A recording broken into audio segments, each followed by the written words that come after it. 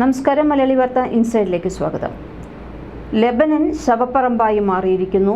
ഹിസ്ബുള്ളകൾക്കു നേരെ കടുത്ത ആക്രമണവുമായി ഇസ്രായേൽ. തെക്കൻ ലെബനനിൽ ഇസ്രായേൽ നടത്തിയ വ്യോമാക്രമണത്തിൽ 2 ഹിസ്ബുള്ള പോരാളികൾ കൊല്ലപ്പെട്ടതായി സൈന്യം അറിയിച്ചു. വടക്കൻ ഇസ്രായേലിൽ വ്യോമാക്രമണ സൈറണുകൾ മുഴങ്ങുകയാണ്. ഇറാന്റെ പിന്തുണയുള്ള ലെബനീസ് ഹിസ്ബുള്ളയും ഇസ്രായേൽ സൈന്യവും ഗാസ യുദ്ധത്തിന് സമാന്തരമായി ലെബനന്റെ തെക്കൻ അതിർത്തിയിൽ വെടിവയ്പ് നടത്തുകയാണ്. ഇത് വിശാലമായ പ്രാദേശിക സംഘർഷത്തിന്റെ ഭയമാണ് വർദ്ധിപ്പിക്കുന്നത്. ചൊവ്വാഴ്ച ഹിസ്ബുള്ള തങ്ങളുടെ പോരാളികളിൽ ഒരാളായ ഹുസൈൻ അസ്കുളിന്റെ മരണം സ്ഥിരീകരിച്ചെങ്കിലും കൂടുതൽ വിവരങ്ങളൊന്നും തന്നെ ലഭ്യമായിട്ടില്ല. ഹിസ്ബുള്ളയുടെ ഏരിയൽ ഡിഫൻസ് യൂണിറ്റുകളിലെ എഞ്ചിനീയർ ആയിരുന്നു അസ്കോൾ എന്നും ഹിസ്ബുള്ളയുടെ ഫീൽഡ് ഓപ്പറേഷനുകളിൽ അദ്ദേഹം സജീവമായിരുന്നുവെന്നുമാണ് ഹിസ്ബുള്ളയുമായി അടുപ്പമുള്ള സുരക്ഷാ വൃത്തങ്ങൾ പറയുന്നത്. നിരീക്ഷണ ഡ്രോണുകൾ വഴി ഹിസ്ബുള്ള പോരാളികളുടെ വീടുകൾ സൂക്ഷ്മമായി നിരീക്ഷിച്ചാണ് ഇസ്രായേൽ ആക്രമണം നടത്തിയതെന്ന് വൃത്തങ്ങൾ അറിയിച്ചു. മിഡിൽ ഈസ്റ്റിലെ ഏറ്റവും പ്രധാനപ്പെട്ട ഇസ്ലാമിക പ്രസ്ഥാനങ്ങളിലൊന്നാണ് ഹിസ്ബുള്ള. ദൈവത്തിന്റെ സംഘടന എന്നാണ് ഈ വാക്കിന്റെ അർത്ഥം. ലെബനീസ് ആഭ്യന്തര യുദ്ധത്തിനിടയിൽ 1982-ലാണ് ഹിസ്ബുള്ള രൂപീകൃതമാകുന്നത്. 40 വർഷമായി സംഘടന മിഡിൽ ഈസ്റ്റിൽ സജീവമായി തന്നെ പ്രവർത്തിക്കുന്നുമുണ്ട്. ഇറാനിന്റെ പിന്തുണയുള്ള ചില സംഘടനകളുടെ സഹായത്തോടെയാണ് ഇത് പ്രവർത്തിക്കുന്നത്. ലെബനൻ ആസ്ഥാനമായി പ്രവർത്തിക്കുന്ന പാർട്ടിക്ക് ശക്തമായ സൈനിക വിഭാഗമുണ്ട്. വലിയ സ്വാധീനമുള്ള ഒരു രാഷ്ട്രീയ പാർട്ടി കൂടിയാണ് ഹിസ്ബുള്ള. TV സ്റ്റേഷനുകളും ക്ലിനിക്കുകളും സ്കൂളുകളും ഉൾപ്പെടെയുള്ള സേവനങ്ങളുടെ വിപുലമായ ഒരു ശൃംഖല തന്നെ ഇവർ കൈകാര്യം ചെയ്യുന്നുണ്ട്. നിയമവിരുദ്ധവും അല്ലാത്തതുമായ നിരവധി ബിസിനസ്സുകളിലൂടെയാണ് കോടിക്കണക്കിന് ഡോളറുകൾ ഹിസ്ബുള്ള ഉണ്ടാക്കുന്നത്. പല മേഖലകളിലായി വ്യാപിച്ചു കിടക്കുന്ന വളരെ വിശാലമായ സ്വാധീനവും ഇറാനും സിറിയയുമായുള്ള അടുത്ത ബന്ധവുമെല്ലാം പല അടിയന്തര ഘട്ടങ്ങളിലും ഹിസ്ബുള്ളയ്ക്ക് സഹായകമായിട്ടുമുണ്ട്. എന്നാൽ ഇത്തരം ബന്ധങ്ങളൊന്നും ഇപ്പോൾ ഹിസ്ബുള്ള സംഘത്തിന് തുണയാകുന്നില്ല. തുടർച്ചയായ വ്യോമാക്രമണത്തിൽ നിലതെറ്റിയിരിക്കുകയാണ് ഹിസ്ബുള്ളയും ലെബനാനും. ഈ മാസം 7-ാം തീയതി ആരംഭിച്ച ഇസ്രായേൽ ഹമാസ് സംഘർഷത്തിൽ ലെബനീസ് ഷിയ ഇസ്ലാമിസ്റ്റ് മിലിറ്റന്റ് സംഘടനയായ ഹിസ്ബുള്ളയും കൂടി പങ്കുചേർന്നതോടെ ലെബനൻ മറ്റൊരു ഗാസയാക്കാനുള്ള തയ്യാറെടുപ്പിലാണ് ഇസ്രായേൽ. 1982-ൽ ഒരു കൂട്ടം തീവ്ര ഷിയ പുരോഹിതന്മാരാണ് ഹിസ്ബുള്ള സ്ഥാപിച്ചത്. 1982 മുതൽ 2000 വരെ നീണ്ടുനിന്ന ഇസ്രായേലി അധിനിവേശത്തിൽ നിന്ന് തെക്കൻ ലെബനനെ മോചിപ്പിക്കുക എന്ന ലക്ഷ്യമായിരുന്നു ഹിസ്ബുള്ളയ്ക്ക് ഉണ്ടായിരുന്നത്. ശേഷം ലെബനനിലും ഇസ്രായേലിലും അന്താരാഷ്ട്ര തലത്തിലും നടത്തിയ രക്തരൂഷിതമായ നിരവധി ആക്രമണങ്ങൾ ഹിസ്ബുള്ളയുടെ പേരിൽ ആരോപിക്കപ്പെട്ടിട്ടുണ്ട്. വൻതോതിലുള്ള ചാവേർ ആക്രമണങ്ങളുടെ തുടക്കക്കാരായാണ് ഹിസ്ബുള്ളയെ അന്താരാഷ്ട്ര വിദഗ്ധർ കണക്കാക്കുന്നതും.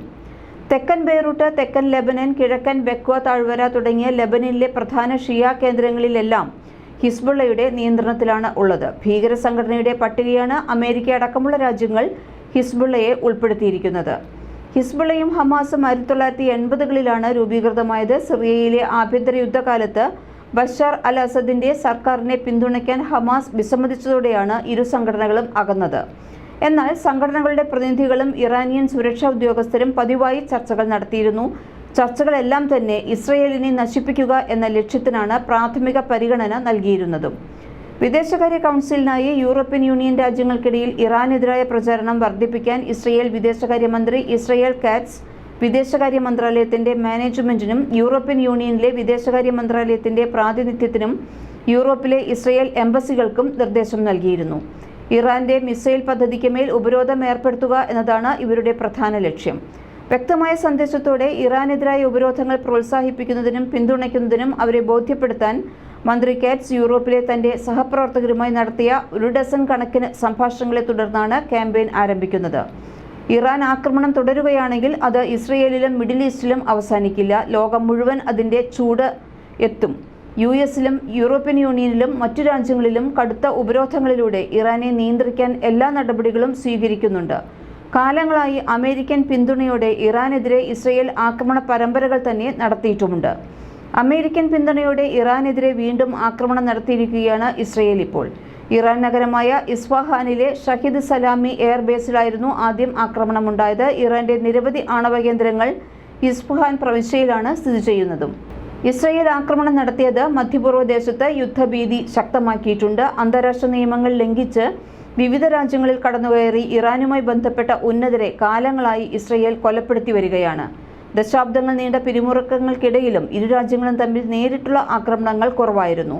എന്നാൽ ഇത്തവണ ഇസ്രയേൽ കടന്ന് ഇറാന്റെ മണ്ണിൽ നേരിട്ട് ഇസ്രയേലും ആക്രമണം നടത്തിക്കഴിഞ്ഞു. ഇത് പശ്ചിമേഷ്യയെ യുദ്ധത്തിലേക്ക് വഴിതിരിച്ചു വിടുമോ എന്നതാണ് ഇപ്പോഴുള്ള കനത്ത ആശങ്ക. ഇസ്രയേലുമായുള്ള യുദ്ധത്തിൽ മിസൈലുകൾ നിർണായകമായതിനാൽ മിസൈൽ സാങ്കേതിക വിദ്യയിലാണ് ഇറാൻ കാര്യമായ ശ്രദ്ധ നൽകിയിരുന്നത്. മധ്യപൂർവ്വ മേഖലയിൽ ഏറ്റവും കൂടുതൽ മിസൈലുകളുള്ള രാജ്യം ഇറാനാണ്. ഫത്തഹ് എന്ന തങ്ങളുടെ ആദ്യ ഹൈപ്പർസോണിക് മിസൈലിനെ ഇറാൻ ശക്തമായ ആയുധമായാണ് കാണുന്നത്. ഇതിന് ഏത് ശത്രു മിസൈൽ പ്രതിരോധ സംവിധാനങ്ങളെയും മറികടന്ന് ആക്രമിക്കാനുള്ള കരുത്തുണ്ടെന്ന് ഇറാൻ അവകാശപ്പെടുന്നു. ഇസ്രയേലും ഇറാനും തമ്മിൽ ദീർഘകാലമായി നടന്നുകൊണ്ടിരിക്കുന്ന ശീതയുദ്ധം തെരുവിലേക്കെത്തുന്നത് ഭയത്തിനും അസ്ഥിരതയ്ക്കും കാരണമായിട്ടുണ്ട്. എന്നാൽ അങ്ങനെ ഒരു തുറന്ന യുദ്ധം ഉണ്ടാവുകയാണെങ്കിൽ അത് ആഗോളതലത്തിലും ചെറുതല്ലാത്ത പ്രത്യാഘാതങ്ങളായിരിക്കും ഉണ്ടാക്കുന്നത്. യൂറോപ്യൻ യൂണിയനും ഐക്യരാഷ്ട്രസഭയും ഇറാന്റെ ആക്രമണത്തെ അപലപിച്ചിട്ടുണ്ട്. ഇസ്രയേലിനെതിരായ ഇറാന്റെ ആക്രമണം അംഗീകരിക്കാനാകില്ല, ശക്തമായി അപലപിക്കുന്നു. അപ്രതീക്ഷിതമായ നീക്കം മേഖലയിലെ സുരക്ഷ സംബന്ധിച്ച് ആശങ്കയ്ക്ക് ഇടയാക്കിയിട്ടുണ്ട്. EU വിദേശ നയത്തലവൻ ജോസഫ് ബോറൽ പറഞ്ഞു. മറ്റൊരു യുദ്ധം കൂടി താങ്ങാനുള്ള ശേഷി ലോകത്തിനില്ല എന്ന് UN general secretary Antonio Guterres സമൂഹമാധ്യമമായ എക്സിൽ കുറിച്ചു. ശത്രുത ഉടൻ അവസാനിപ്പിക്കണമെന്നും ഗുട്ടറസ് ആവശ്യപ്പെട്ടിട്ടുണ്ട്. മലയാളി വാർത്ത ഇൻസൈഡ്.